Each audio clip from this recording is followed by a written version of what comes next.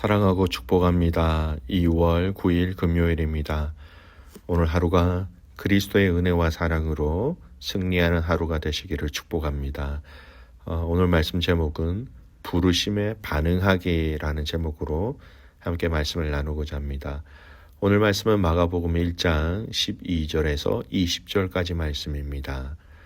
성령이 곧 예수를 광야로 몰아내신지라 광야에서 40일을 계시면서 사탄에게 시험을 받으시며 들짐승과 함께 계시니 천사들이 수종들더라. 요한이 잡힌 후 예수께서 갈릴리에 오셔서 하나님의 복음을 전파하여 이르시되 때가 찼고 하나님의 나라가 가까이 왔으니 회개하고 복음을 믿으라 하시더라. 갈릴리 해변으로 지나가시다가 시몬과 그 형제 안드레가 바다에 그물 던지는 것을 보시니 그들은 어부라. 예수께서 이르시되 나를 따라오라. 내가 너희로 사람을 낚는 어부가 되게 하리라 하시니 곧 그물을 버려두고 따르니라. 조금 더 가시다가 세베대의 아들 야고보와 그 형제 요한을 보시니 그들도 배에 있어 그물을 깁는데 곧 부르시니 그 아버지 세베대를 품꾼들과 함께 배에 버려두고 예수를 따라가니라. 아멘. 오늘 말씀 제목 부르심에 반응하기라는 제목으로 함께 말씀을 나누고자 합니다. 오늘은 마가복음을 묵상하는 두 번째 내용이지요. 마가복음을 묵상하는 어제 서두의 말씀 가운데 서두의 전체적인 내용을 좀 말씀드렸는데요. 좀 더 잘 이해하기 위해서 추가적인 마가복음의 어떤 서론적인 부분들을 조금 말씀드리고 오늘 본문으로 들어갔으면 좋겠습니다. 오늘 본문은요, 복음서 중에 마가복음의 구조적 특징을 제일 잘 보여주고 있는 본문이라 할 수 있습니다. 12절에서 20절까지 이 짧은 내용에 무려 3가지 예수님의 다른 사역의 이야기가 담겨져 있다라는 겁니다. 마가복음의 특징 중에 하나가 바로 예수님의 사역의 내용이 가장 많이 들어가 있는 복음서다라고 말씀드렸지요. 가장 많지만 또 가장 많기 때문에 그 내용들을 매우 간략하게 기록되어졌다. 이것이 바로 마가복음의 특징 중에 하나라는 겁니다. 오늘 본문에서는 광야에서 예수님의 시험 당하신 사건만 들어가 있지 그 3가지 시험의 내용은 전혀 없지요. 예수님이 시몬과 안드레 또 야고보 요한 제자로 부르시는 내용도 아주 간결하게 사실적인 내용만 기록하고 있다는 겁니다. 특징이 될 수 있겠지요. 두 번째 특징이 있습니다. 마가복음을 이해하는 가장 중요한 도구가 있습니다. 그것은 이 마가복음을 예수님이 거하신 장소를 중심으로 해서 나누는 것입니다. 마가복음은 예수님이 거하신 장소를 기준으로 하여 3 부분으로 분류할 수 있어요. 처음에는 갈릴리 지역으로 중심으로 합니다. 그래서 오늘 본문부터 8장 21절까지 2년 이상의 이 사역을 이 갈릴리 지역을 중심으로 사역을 하십니다. 오늘부터 이 갈릴리 지역의 사역이 시작되는 서두의 본문이 오늘 본문이라는 것이지요. 두 번째는요, 갈릴리를 떠나서 예루살렘으로 들어가시는 여정입니다. 8장 22절에서 10장 52절까지 수개월의 여정입니다. 갈릴리를 떠나 예루살렘으로 이르시는 여정이 길게 기록되어져 있습니다. 마지막은요, 11장에서 16장까지 마가복음 마지막 장이죠. 그 장소는 바로 예루살렘입니다. 예루살렘에서야 약 일주일간의 여정이 기록되어져 있지요. 예루살렘의 입성하심과 또 그곳에서 순환받으심, 승천하심의 내용이 기록되어져 있습니다. 앞으로 이 장소적인 부분만 잘 알고 있어도 저희가 이 마가복음을 이해하는 데 있어서 그 내용과 그 의미가 깊이 이해되어질 수 있도록 하는 아주 중요한 도구라는 것을 기억하셨으면 좋겠습니다. 자, 오늘 말씀 본문으로 돌아가겠습니다. 오늘 본문에서는요, 3가지 사건에 대해서 얘기하고 있습니다. 예수님께서 광야에서 시험 받으시고요. 그리고 하나님의 나라의 복음을 이제 본격적으로 증거하기 시작하시고요. 또 마지막 3번째 사건은 당신을 따르는 제자 4명을 부르신 사건에 대해서 얘기합니다. 장소적인 부분은 서두에 말씀드린 것처럼 갈릴리라는 장소에서 이제 막 사역을 시작하신 예수님에 대해서 말하고 있는 겁니다. 예수님의 이 갈릴리 사역의 시작을 자세히 생각해 보십시오.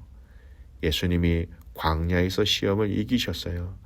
우리가 다른 복음서를 통해서 알 수 있듯이 구약의 그 말씀을 통하여 하나하나 조목조목 말씀으로 이기셔서 예수님이 하나님의 아들이심을 말씀으로 보여주셨습니다.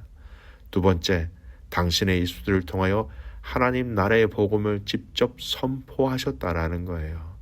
다른 사람의 입이 아니라 예수 그리스도가 직접. 이 첫 번째와 두 번째 사역은 예수님 당신께서 하시면 되는 사역이었습니다. 예수님이 시험에 이기셨고 예수님이 직접 하나님 나라의 복음을 선포하셨지요. 그리고 이어진 예수님의 사역이 무엇입니까? 그렇습니다. 예수님께서 4명의 제자를 부르셨다라는 거예요. 이 4명의 제자들을 부르심은요, 아주 중요한 의미가 있습니다.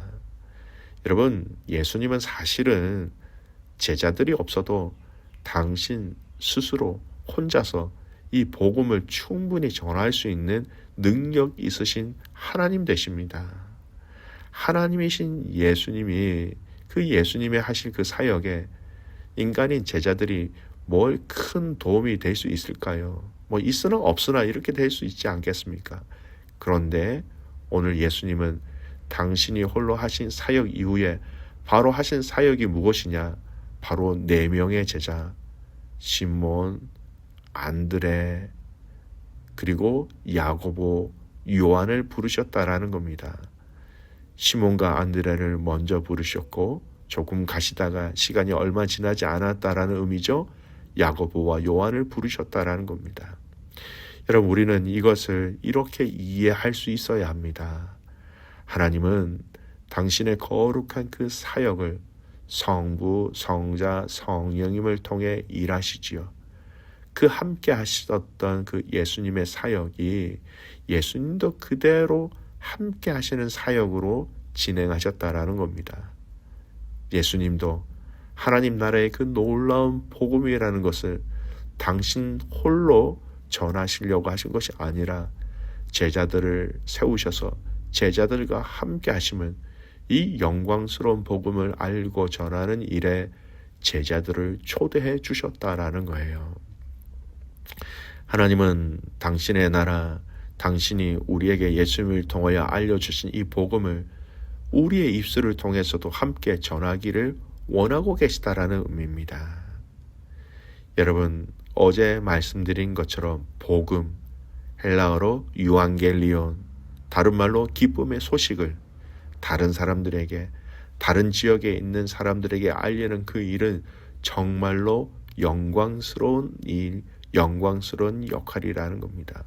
그 영광을 알릴 수 있는 기회, 그 영광을 알릴 수 있는 자리를 우리에게 주셨다라는 겁니다.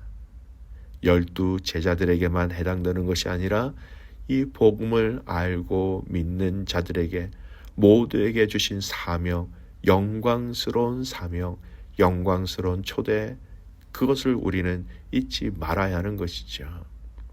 여러분, 전하는 게 얼마나 중요한지 모릅니다. 로마서 10장 14절에서 15절까지 말씀.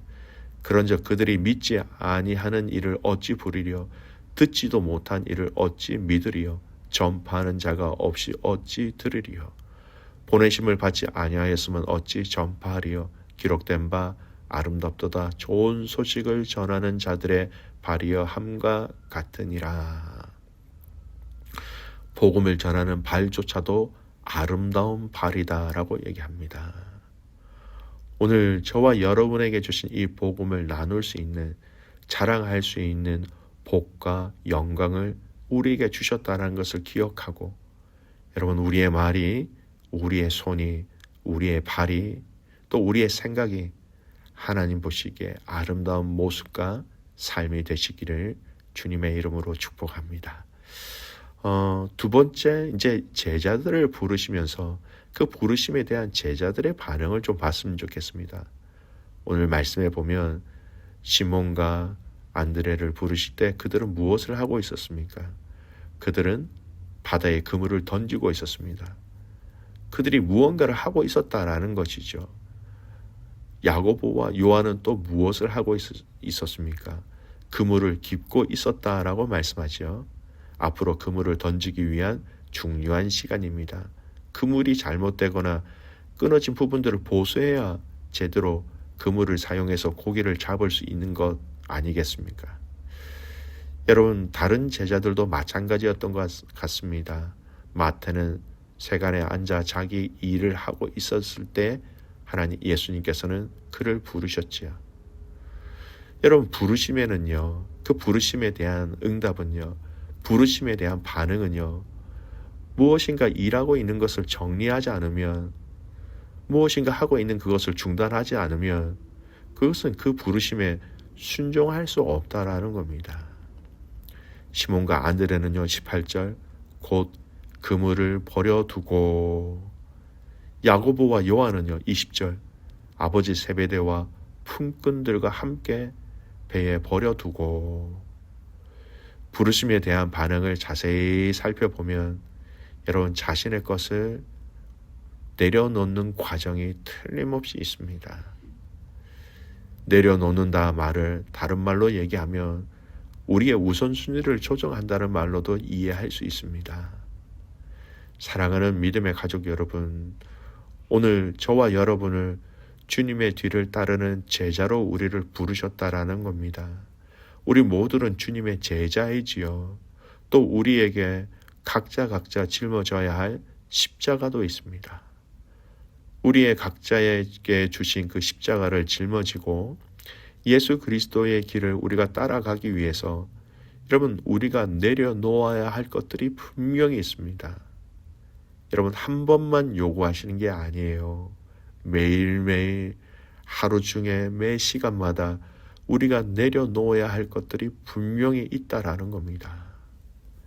사랑하는 귀한 믿음의 성도 여러분, 이 제자로서 우리를 이 부르심에 저와 여러분이 이 제자들이 내려놓는 과정이 있었던 것처럼, 그래서 그 부르심에 반응한 것처럼 내가 하나님 앞에서 반응해야 할 것들이 무엇인지, 내려놓아야 할 것들이 무엇인지, 우선순위를 다시 정해야 될 것들이 무엇인지 그것을 알고 체험하고 그 부르심에 순종할 수 있는 저와 여러분이 되셨으면 좋겠습니다.